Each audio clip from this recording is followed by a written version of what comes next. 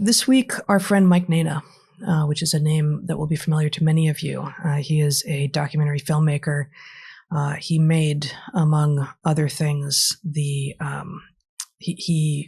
documented the grievance studies affair with Peter Boghossian and Helen Pluckrose and James Lindsay, and he also produced, directed, created all of it, the 3-part, 1.5-hour total evergreen documentary, which he sort of came to know as we met him back when we did I guess we met him when we did an event.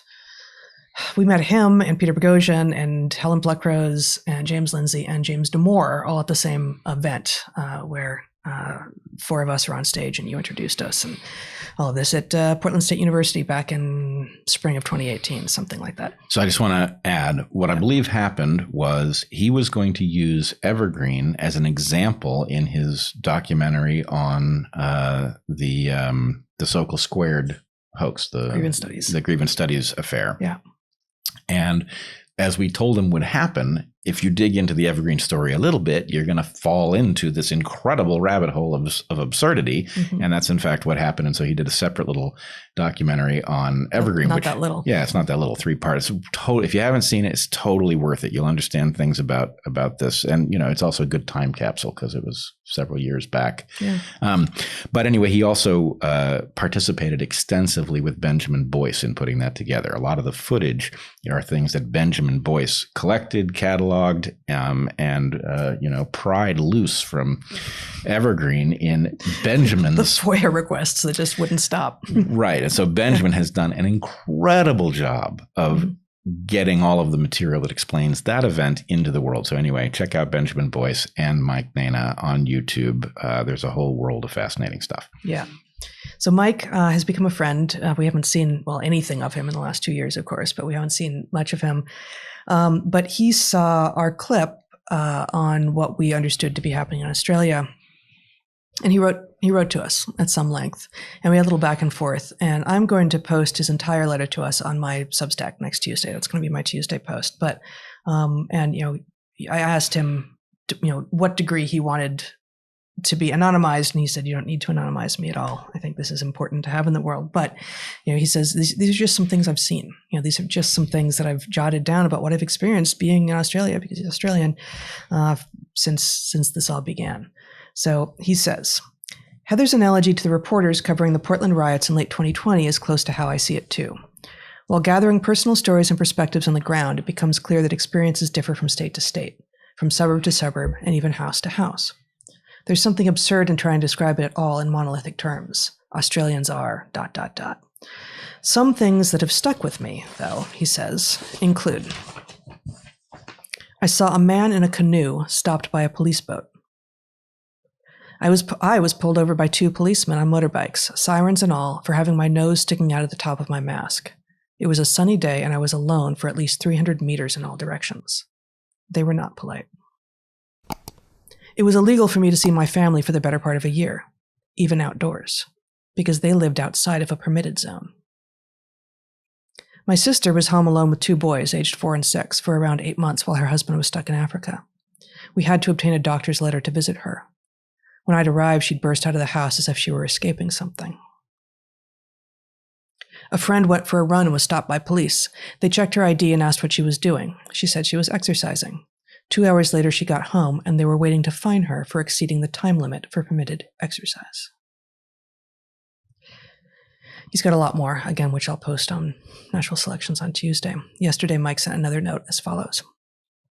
One more thing you might find interesting and to keep you up to date is that it's summer now, and the East Coast of Australia is at long last moving from a zero COVID paradigm into a mitigation model. My sense from talking to family and looking at their Instagram feeds is that lives are looking a little more normal and memories of the police state are beginning to fade. I'm sure many, like myself, saw something they don't want to forget so quickly and are unsettled by the state's capacity to flick the switch like they did. Terrifying. So terrifying. And as we said in the original clip, which he was referring to, which he was responding to, it does feel like there will be people who will say, I'm in Australia, and that's not true. And what they mean is, I'm in Australia and I didn't see any of those things. And that's Sure, quite possible. of course. In some of these cases, only Mike and say those police officers are the ones who saw it, right? But the idea that you will generalize a perfect, pseudo-utopian democratic state from not having directly experienced things yourself, especially if you have the kinds of privilege that many of the voices out of Australia who are claiming that nothing is amiss there have, is rather the opposite assumption that you should have. These examples, in this case from a trusted friend, we know he is not making any of these up, do provide evidence that something has been very much amiss. They do not speak to overall pattern. We don't know how many incidents there were like any of those. But one person alone, a person with a trained eye who is experienced in documenting things, saw a number of things across a number of domains that were very much amiss and did not remind him of the country that he calls home. Yeah, I think the thing we really can't infer is how patchy it is. But and the he fact says that, right? Differs from suburb to suburb, house to house. But the fact that one person observed all of these things says something really dramatic. And I would point out, I've been thinking an awful lot about Julian Assange in light of his losing his motion to stave off extradition. Yeah. And it increasingly is clear to me that, I was vocal at the beginning of the Assange affair. And I don't think I was vocal enough, because I think the point is it was very hard to make the case that this is the step onto the slippery slope that leads somewhere you will find impossible to believe, right? We are now somewhere that many of us find impossible to believe. And the point is, Julian Assange was the canary in the coal mine, and the absurd treatment that he faced and the false portrayal that has been so relentless was a clear indication that something wanted rights to do this to a journalist that embarrassed it, right? Mm-hmm. This journalist did journalism, and the rights that a person normally has. Now, he's not an American citizen, so in some technical sense, he lacks certain rights that he might otherwise have. But nonetheless, something clearly wanted to turn him into a political prisoner, torture him publicly so that we could all watch him come apart, that others wouldn't dare to do the same sort of thing. And we now have some indication of why. And no doubt the thing didn't know about COVID and in what context it would abuse all of our rights, but it did know that it wanted the right to abuse all of us, and abusing all of us is a lot easier with Julian Assange, in a cell somewhere. Mm-hmm. And so anyway, this is a lesson of history that I think we need to remind ourselves of, that you have to protest these things when they show up at first, because by the time it becomes clear just how important and broad the threat is, it's too late. You're behind the 8 ball at that point. That's right. And it's even more important to protest the things that are being done to children, because what gets laid down in childhood becomes very difficult, if not impossible, to change. So we risk destroying an entire generation.